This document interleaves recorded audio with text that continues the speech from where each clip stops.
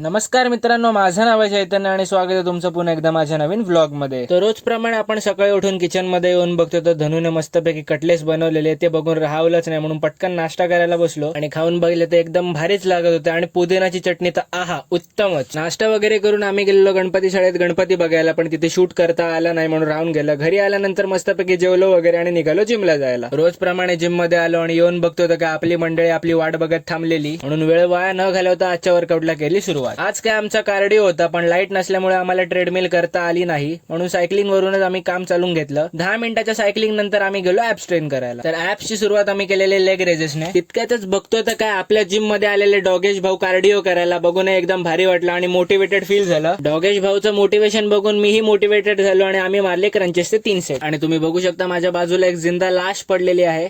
एनाने आज ऍप्सचा एवढा वर्कआउट केलं की वाटतं रात्री त्याचे ऍप्सच निघून बाहेर येणार आहे. कोणाचं काय तर आमचा महेश बाबूचा आज काहीतरी वेगळंच चालू होतं.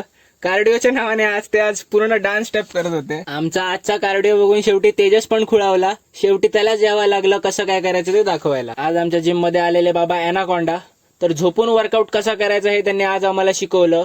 वरची चक्र वगैरे फिरून देवाशी संभाषण करून त्यांनी सुरू केलं आपला वर्कआउट. उच्च कोटीच्या टाइमपास नंतर आम्ही घेतले प्लेट्स आणि केले साइड बेंड, त्यानंतर केले हँगिंग लेग रेजेस आणि केला आजचा वर्कआउट एंड. जिम मधून निघालो आणि रोज प्रमाणे हॉटेलवरचं सामान वगैरे दिलं आणि येऊन पोहोचलो घराकडे. So that's it for today. जर व्हिडिओ आवडला असेल तर व्हिडिओला नक्की लाईक करा, शेअर करा आणि सबस्क्राईब करा. थँक्यू.